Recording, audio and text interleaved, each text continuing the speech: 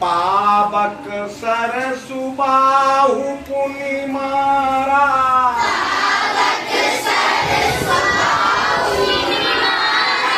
अनुज निशाचर कटक संगारा।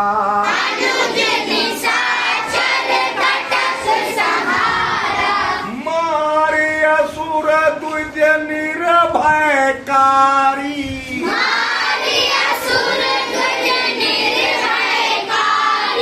आस्तुति करहि देव मुनि झारी।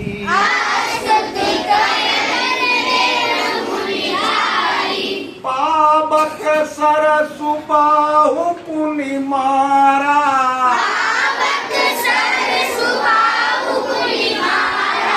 अनुज निशाचर कटक संगारा।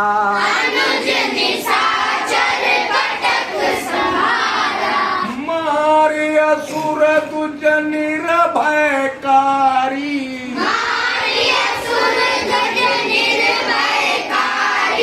आस्तुति करहि देव मुनि झारी।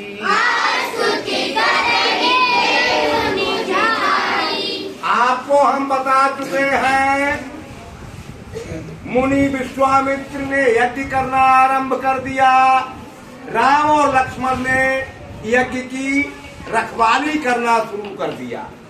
यज्ञ होता देखते ही मारीच अपनी सेना के साथ आया तो भगवान राम ने बिना नोक वाला तीर मार के उसे 100 योजन समुद्र के पार फेंक दिया। उसके बाद अग्नि बाण से सुबाहु राक्षस को मार दिया। उनके छोटे भाई लक्ष्मण ने जो थोड़ी बहुत और सेना बची उसे मार दिया। सारे राक्षस खत्म हो गए। जितने भी यज्ञ करने वाले ब्राह्मण ऋषि मुनि थे सब प्रसन्न हो गए। उस यज्ञ करने से देवताओं को बल मिलता है, तो देवताओं को भी बल मिलने लगा। देवता भी प्रसन्न हो गए। तो राक्षसों को मारकर सभी ब्राह्मण ऋषि मुनि उन्होंने निडर कर दिए। तो सभी उनकी स्तुति करने लगे, प्रार्थना करने लगे, वंदना करने लगे। अब हमने आपसे कहा था अब हम आपको फैक्टर्स सिखाएंगे, प्लस माइनस मल्टीप्लाई डिवाइड, ये सब हमने अलजेब्रा में सिखा दिया। अब नंबर आ गया आपको फैक्टर्स सिखाने का। यहीं से इसी घटना से एक सवाल बना लेते हैं और फैक्टर्स सीखते हैं। कल हमने आपको एक फार्मूला सिखा दिया था, a square minus B square बराबर a plus B a minus B. ये फार्मूला सिखा दिया था ना? Yes sir. उसी फार्मूले से फैक्टर्स निकालेंगे पहले, फिर अगला फार्मूला, फिर अगला फार्मूला, ऐसे सिखाते हुए चले जाएंगे। इसी घटना से सवाल बनाते हैं, जरा पढ़ो तो। Ramshankar brother killed all demons army. Ram के छोटे भाई ने सारी राक्षसों की सेना को मारा। हाँ, Ramshankar brother killed all demons army. Ram के छोटे भाई लक्ष्मण ने पूरी राक्षसों की सेना को मार दिया या उनका वध कर दिया। आगे पढ़ो। Total number of demons were killed in sun hours. हाँ, मतलब पूरे राक्षस सेना को मारने में कुछ घंटे लगे। शाबाश, गुड बॉय।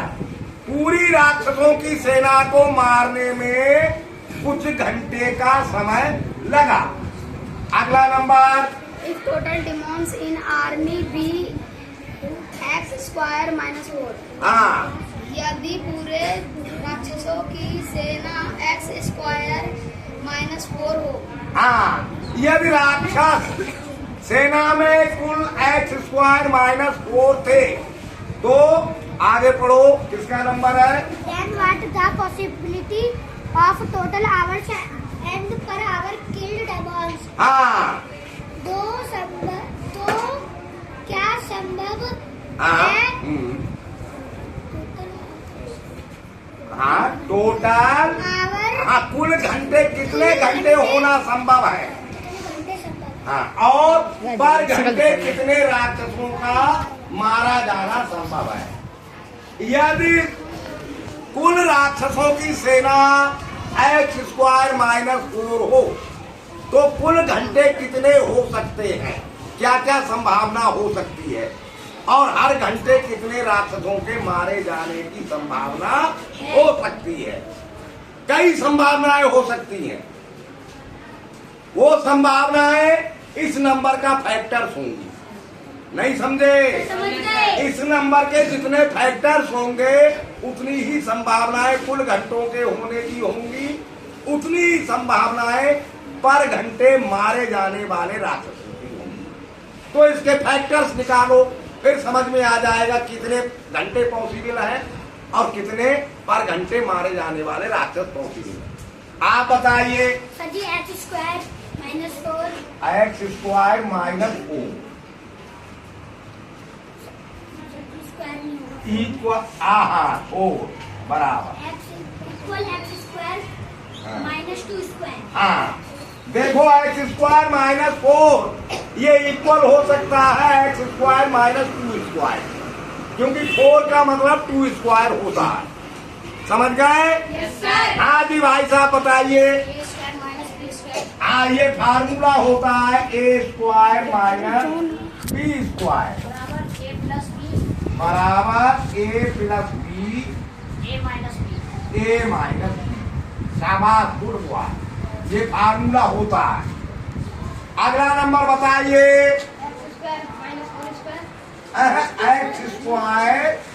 -2² बराबर x + 2 x - 2। तो दो संभावनाएं हो सकती है घंटे होने की, या तो घंटे x + 2 हो सकते हैं या घंटे x - 2 हो सकते हैं। यदि घंटे x + 2 है तो पर घंटे मारे जाने वाले राक्षस x - 2 हो। समझ गए? और यदि घंटे x - 2 है तो पर घंटे मारे जाने वाले राक्षस x + 2 हो। समझ गए फैक्टर्स? Yes sir. और फैक्टर्स का मतलब भी समझ गए? Yes sir. फार्मूले से और सवाल बनाए कर लेंगे। Yes sir. तो